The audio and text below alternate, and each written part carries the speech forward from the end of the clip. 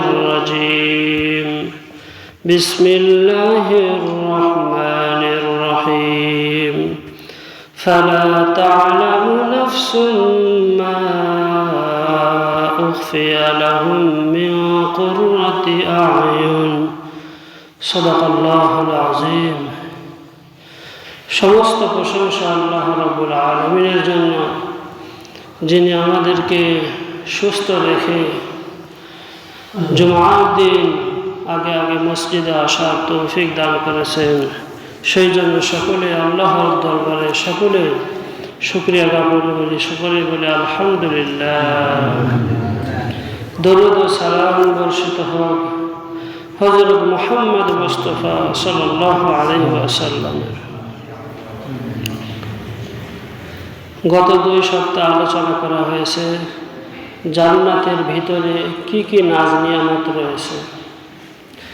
জান্নাতের ভিতরে কি কি নাজ নিয়ামত রয়েছে। জান্নাতের ভিতরে আমরা অনেকে শুনি যে জান্নাতের ভিতরে কি কি নাজ নিয়ামত রয়েছে, সেগুলির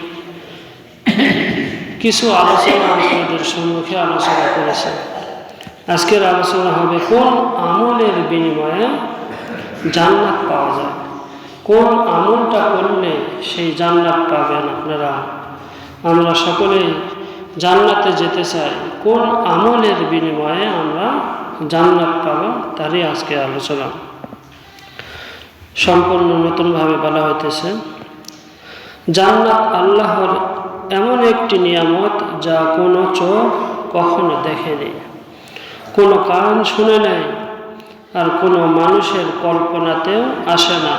আল্লাহ তাআলা বলেন, আউযু বিল্লাহি মিনাশ শাইতানির রাজীম বিসমিল্লাহির রহমানির রহিম ফালা তা'লামু নাফসুম মা উখফিয়া লাহুম মিন কুররাতি আ'য়ুন। কেউ জানে না আল্লাহ তাদের জন্য কি লুকিয়ে রেখেছেন। এগুলি প্রকাশ করলে তো মানুষ ওই দিকেই ধাবিত হবে। আল্লাহ চান প্রকাশ না করে পরীক্ষা করতে। প্রকাশ করে দিলে তো মানুষ ওই দিকেই ধাবিত হবে, এটা তো আর পরীক্ষা থাকলো না। দুনিয়াতে আল্লাহকে না দেখে, জান্নাতকে না দেখে যদি কোনো বান্দা বিশ্বাস করে, আল্লাহর কথা কোরআনকে মানে, বোঝে এবং আমল করে, তাদের জন্য জান্নাত রেখেছেন। আর যারা চক্ষু দিয়ে জান্নাতকে দেখবে তারা তো ওই দিকেই ধাবিত হবে। আমরা টাকা দেখি, বাড়ি দেখি, গাড়ি দেখি, সম্পদ যেদিকে সেদিকে আমাদের মন ধাবিত হয়। এইগুলি মানুষের নেচারের স্বভাব, যে চোখে যা দেখে ওই দিকেই বিশ্বাস করে, ওই দিকেই মানুষ চলে, কাজ করার চেষ্টা করে। কিন্তু আল্লাহ চান যে না দেখে আল্লাহর ইবাদত করুন, না দেখে জান্নাতকে বিশ্বাস করুন। যেই দিন আমরা চোখে দেখব আজরাইল কিন্তু আমাদের জান কবজ করে, ওই দিন যে আমরা আজরাইলকে দেখলাম, ওই দিন যদি আমরা বলি যে আমরা বিশ্বাস করলাম, তাহলে ওই বিশ্বাসের কোনো মূল্য থাকবে না। ওই দিন আমরা জানি যে ফেরেশতা এগুলিকে দেখা যায় না। ফেরেশতাকে যদি আমরা দেখে ফেলি তখন আমাদের কোনো ইবাদত বা আমরা স্বীকারোক্তি দেব যে আমরা ভালো হয়ে গেলাম, তখন আর গ্রহণযোগ্য হবে না। না দেখেই বিশ্বাস করে যে আমল করবে, আল্লাহ রাব্বুল আলামিন তার জন্যই জান্নাত রেখেছেন। কেউ জানে না যে আল্লাহ তাদের জন্য কি লুকিয়ে রেখেছেন। এগুলি গোপনে আল্লাহ রাব্বুল আলামিন সাজিয়ে রেখেছেন। দুনিয়াতে মানুষ আমল করবে, ইবাদত করবে, নামাজ পড়বে, ভালো কাজ করবে, আর এর বিনিময়ে আল্লাহ রাব্বুল আলামিন এই চোখ, এই জীবনটা যখন বের হয়ে যাবে তখনই সে উপলব্ধি করতে পারবে, এর আগে নয়। সৎ ঈমান ও তাওহীদের বিনিময়ে আল্লাহ রাব্বুল আলামিন জান্নাত দিবেন। আল্লাহ তাআলা বলেন, কুল ইন্নামা ইউহা ইলাইয়া আন্নামা ইলাহুকুম ইলাহুন ওয়াহিদ ফাহাল আনতুম মুসলিমুন। এক রবের প্রতি ঈমানে জান্নাতের পথ। আমরা যদি এক আল্লাহর প্রতি ঈমান আনি, বিশ্বাস করি, এটাই হচ্ছে আমাদের জান্নাতের পথে এগিয়ে নিয়ে যাবে। যত দিন যাইতেছে আমাদের যদি ভালো কাজ আমরা করতে থাকি, তাহলে মনে করতে হবে যে আমরা জান্নাতের দিকেও এগোচ্ছি, জান্নাতের দিকে আমরা অগ্রসর হইতেছি। যদি আমরা নেক কাজ করি, আল্লাহকে বিশ্বাস করি যে যা কিছু হয় আমাদেরকে খাওয়াইতেছেন, আমাদের জীবন, আমাদের মরণ সব কিছু আল্লাহর থেকে হয়, আমরা যে সুস্থ আছি এটাই আল্লাহ চাইছেন বিধায় আমরা সুস্থ থাকতে পারতেছি। এই জিনিসগুলি যারা মেনে এক আল্লাহকে বিশ্বাস করবে তারা জান্নাতের পথে অগ্রসর হবে। মুসলিম শরীফের হাদিস।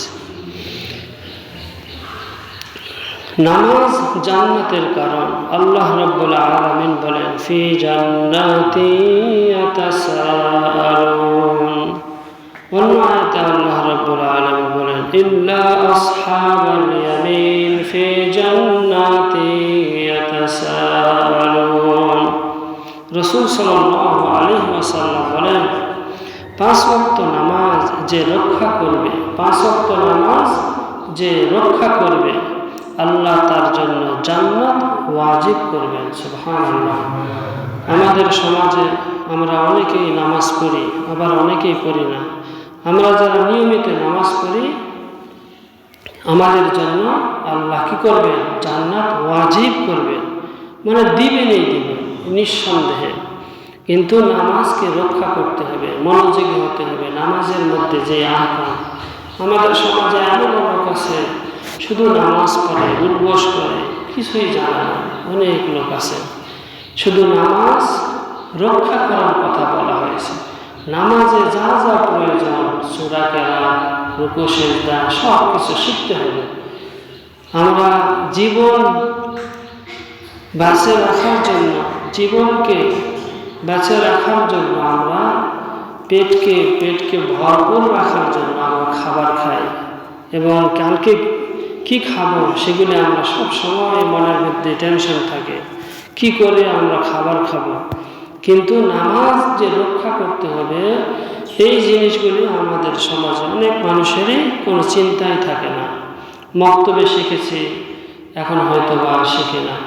এইভাবেই জিন্দেগি আমাদের শেষ হয়ে যায় না। প্রতিনিয়ত যারা জানে তাদের কাছে গিয়ে শোনান, যা জানেন শিখেন, শোনাবেন।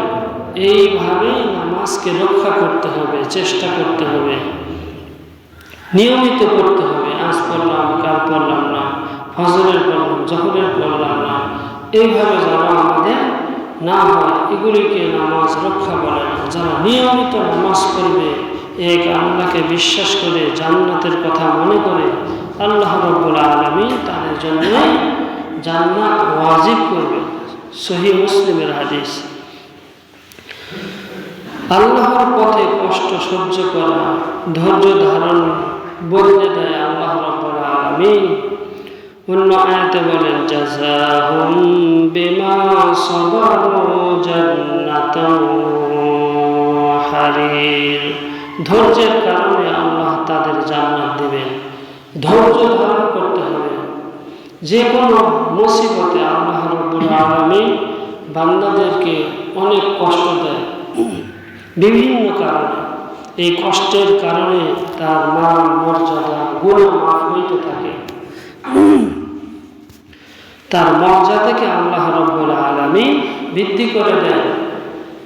জান্নাত দুনিয়াতে আল্লাহ রাব্বুল আলামিন যখন বান্দাদেরকে পরীক্ষা করবেন, কষ্ট দিয়ে, ওই সময় আপনাকে ধৈর্য ধারণ করতে হবে, ধৈর্য ধারণ করতে হবে। যদি ধৈর্য ধারণ না করতে পারি তাহলে এই পুরস্কার পাওয়া যাবে না।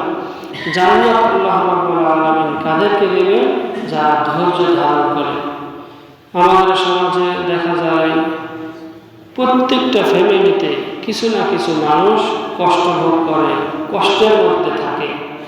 কেউ টাকা পয়সা, কেউ ঘর বাড়ি, কেউ মানসিক চাপে থাকে, কেউ স্ত্রী থেকে কষ্ট পায়, কেউ সমাজের লোক থেকে কষ্ট পায়, কেউ প্রতিবেশী তাদের কাছ থেকে কষ্ট পায়, ব্যবসায়ী এবং দোকান যারা করে তারাও কষ্ট পায় বিভিন্নভাবে। এই যে কষ্টগুলি, এই কষ্টগুলিকে আল্লাহ রাব্বুল আলামিনের পরীক্ষা হিসাবে নিতে হবে এবং ধৈর্যের সাথে অগ্রসর হতে হবে, কোনো পেরেশানি না। তো ধৈর্য ধারণের মাধ্যমে আল্লাহ রাব্বুল আলামিন তাদেরকে কি দিবেন?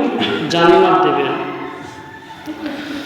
চতুর্থ নম্বর হচ্ছে পিতামাতার খেদমতে জান্নাত মিলবে। রাসূল সাল্লাল্লাহু আলাইহি ওয়াসাল্লাম বলেছেন যে মায়ের পায়ের নিচে জান্নাত, মায়ের পায়ের নিচেই জান্নাত। এই কথাটা কেন বলা হলো? আরও অন্য জায়গায় বলেন, যার মা বাবা আছে এবং তাদের খেদমত করে জান্নাত অর্জন করতে পারল না, তার জন্য ধ্বংস।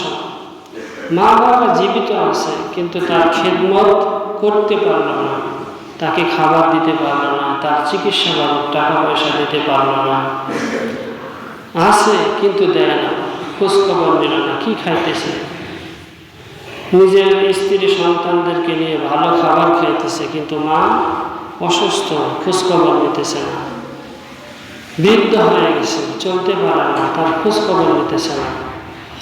মায়ের পায়ের নিচে নাকি জান্নাত।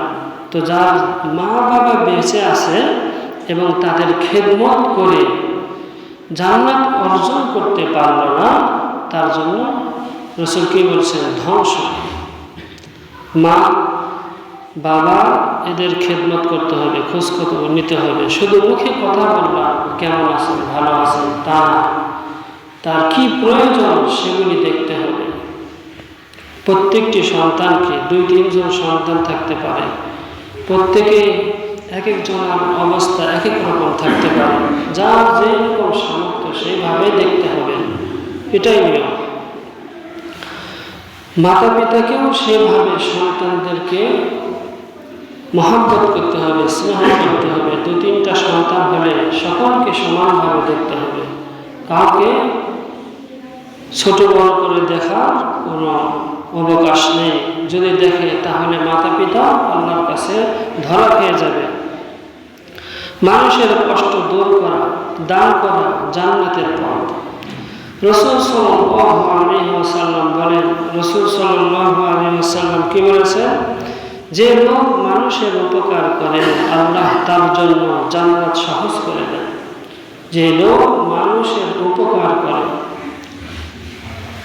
যে কোনো প্রতিবেশী হোক বা কৃষি কাজ করতেছেন ওখানে গিয়েও সহযোগিতা হোক, ব্যবসায়ী ক্ষেত্রে এমনি কথা দিয়ে যে কোনোভাবে যদি আপনি উপকার করেন তাহলে আল্লাহ রাব্বুল আলামিন জান্নাতের পথকে সহজ করে দেবেন।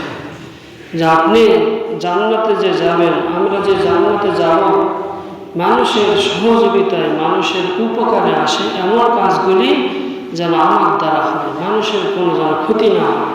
সবসময় মনের ভিতরে চিন্তা করা কীভাবে মানুষের উপকার করা যায়, এইরকম ফিকির করা।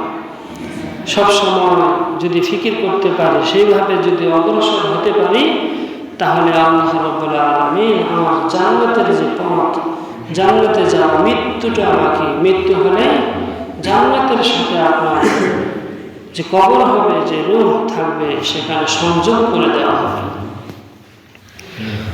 আরো বলেন, দান করার ফলে সম্পদ কমে না, আরশের ছায়ায় থাকবে দানশীল মানুষ।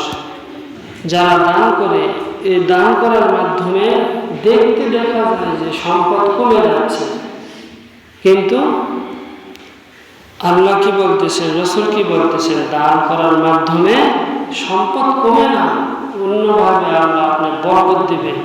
ব্যবসার ক্ষেত্রে খরিদ্দার বেশি আসবে, অল্প বিক্রি করলে মুনাফা বেশি পাবে, আবার অসুস্থতা থাকবে না। সমাজে আমাদের অনেকেই টাকা পয়সা অনেক বেশি, দেখা যায় একটার পর একটা রোগ বা মুসিবত লেগে আছে, টাকা পয়সা অনেক চলে যাচ্ছে। যদি দান করেন বেশি বেশি, তাহলে এই জিনিসগুলো থেকে যদি আল্লাহ বেঁচে রাখেন, তাহলে টাকা তো সেফ হয়ে গেল। তো আর শুধু দান যারা করবে তাদেরকে আল্লাহ দুনিয়াতে সম্পদ বাড়িয়ে দেবে, আর আরশের ছায়ায় থাকবে দানশীল মানুষ। কিয়ামতের দিন সূর্য মাথার নিকটে আসবে, সেই সময় আরশের ছায়া ছাড়া অন্য কোনো ছায়া থাকবে না। যারা দান করবে ভালো কাজে, মসজিদে দান করবে, মাদ্রাসায় দান করবে, অসহায় ব্যক্তিকে দান করবে, আমাদের সমাজে অনেক ঋণগ্রস্ত ব্যক্তি আছে তাদেরকে দেবে। অনেক মানুষ আমাদের এগুলি সমাজে দেখা যায়, বাজারে দেখা যায়, দেশে অনেক মানুষ এমন আছে যেগুলি আমাদের আশেপাশে ঘোরে। এগুলি দিয়ে আল্লাহ রাব্বুল আলামিন আমাদেরকে পরীক্ষা করে যে তাদেরকে আমরা কিছু দেই কিনা।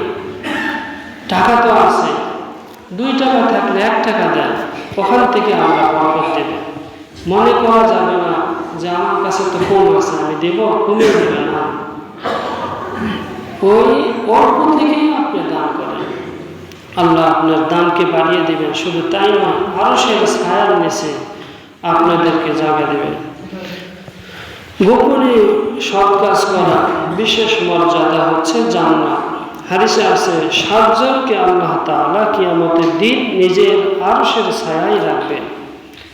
দানশীল ব্যক্তিকে রাখবেন বললেন, এখানে 7 জনকে আল্লাহ তাআলা কিয়ামতের দিন নিজের আরশের ছায়ায় রাখবেন। এর মধ্যে হচ্ছে একজন যে গোপনে দান করে। প্রকাশ্যে অনেকে দান করতে দেখা যায় যে মনের মধ্যে শয়তান ওয়াসওয়াসা দিতে পারে যে আমি দান করতেছি, ওয়াসওয়াসা দিতে পারে। যদি মনের মধ্যে এমন থাকে যে মানুষ আমাকে দানশীল বলবে, যদি এইরকম মন মানসিকতা থাকে, তাহলে এই দান কবুল হবে না, আরশের ছায়া সে পাবে না। একদম খালেস নিয়তে, তার নিয়তটা যদি এমন হয় যে আমি দান করতেছি, আমার দেখা দেখে আরেকজন দান করবে, ভালো নিয়ত থাকলে কোনো সমস্যা নাই। কি বলা হইতেছে যে গোপনে দান করবে তাকে আল্লাহ রাব্বুল আলামিন আরশের ছায়া দেবেন। সুবহানাল্লাহ। সুন্দর চরিত্র সর্বোচ্চ জান্নাতের আমল।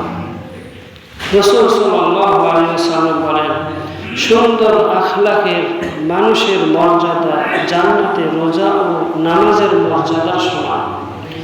সুন্দর আখলাকের মানুষ, সুন্দর আখলাকের মানুষ, যারা চরিত্রবান, যারা সমাজে যাদের চরিত্র ভালো, যারা গুনাহের কাজে লিপ্ত নয়, অন্যায়ভাবে কোনো বেগানা নারীর দিকে তাকায় না, অশ্লীলভাবে চলাফেরা করে না, তাদেরকে চরিত্রবান বলে। চরিত্রবান মানুষ, সন্তান, ছেলে সমাজের খুবই অভাব, মানুষ খুঁজে দেবে। একটা মেয়েকে বিবাহ দিতে গেলেও চরিত্রবান কিনা এটা সর্বপ্রথম সে খেয়াল করে। যদিও সে গরিব হয়, তার চরিত্রটা ভালো কিনা, সে কি নেশাগ্রস্ত, এগুলি দেখে দেয় না। যার চরিত্র ভালো, এই জিনিসটাকে আল্লাহ রাব্বুল আলামিন অনেক পছন্দ করেন। সুন্দর আখলাকের মানুষের মর্যাদা জান্নাতে রোজা ও নামাজের মর্যাদার সমান। যে সুন্দর আখলাকি মানুষ হবে তার মর্যাদা কিরকম? যে জান্নাতে রোজা যে রেখেছে, যে নিয়মিত নামাজ পড়েছে, তার মর্যাদার সমান বলা হইতেছে। আমি নামাজি, আমি রোজা করব, রোজা রাখি, কিন্তু আমার চরিত্র যদি খারাপ হয়, তাহলে এই নামাজ, এই রোজা আমার কোনো উপকারে আসবে? কোনো উপকারে আসবে না। যদি আমার চরিত্র ভালো হয়, আমি যদি 5 ওয়াক্ত নামাজ পড়ি, ভালোভাবে চলাফেরা করি, তাহলে রোজা ও নামাজের মর্যাদার সমান আল্লাহ রাব্বুল আলামিন তার মর্যাদা সমুন্নত করবেন। তিরমিজি শরীফের হাদিস। কোরআন তিলাওয়াত, কোরআন পাঠকের জন্য বিশেষ জান্নাত। নবী করিম সাল্লাল্লাহু আলাইহি ওয়াসাল্লাম বলেন, কোরআন পাঠককে বলা হবে পড়তে থাকো, উপরে উঠতে থাকো আর সুন্দরভাবে পড়ো, কারণ তোমার আসল ঠিকানা হলো জান্নাত। কোরআন আমাদের সমাজে উঠে গেছে বলতে বলা যায়। ছোট ছোট ছেলেমেয়েরা কোরআন শেখে, যারা একটু বড় হয়ে গেছে মনে হইতেছে যে আর কোরআন পড়তে হবে না। কিন্তু কোরআন যারা পড়তে পারবে তাদের মর্যাদাকে কিয়ামতের দিন জান্নাতে যখন ফয়সালা হয়ে যাবে, জান্নাতে একজন জান্নাতি ব্যক্তিকে আল্লাহ রাব্বুল আলামিন বলবেন যে পড়তে থাকো, তোমার ঠিকানা জান্নাতে হবে। জান্নাতে যাওয়ার পরে কোরআন পড়বে, এক একটা আয়াত পড়বে, এক একটা বিল্ডিংয়ে উঠতে থাকবে, মর্যাদাকে আল্লাহ রাব্বুল আলামিন বুলন্দ করে দেবেন। তো এই জন্য যারা ছোট আছে তারা শুধু কোরআন শিখবে না, আমরা শিখবো না এরকম না। যেই কাজগুলি করলে জান্নাতে যাওয়া যাবে, জান্নাতে যাওয়া আমাদের জন্য সহজ হবে, সেই কাজগুলি সর্বদা আমরা করার চেষ্টা করব। শুধু কথা শুনে গেলাম, যদি আমাদের জান্নাতে যাওয়ার যদি ইচ্ছা থাকে তাহলে আমরা কাজের ফাঁকে ফাঁকে কোরআন শিখব, সত্য কথা বলব এবং সব চরিত্রবান হব, পিতা মাতার খেদমত করার চেষ্টা করব।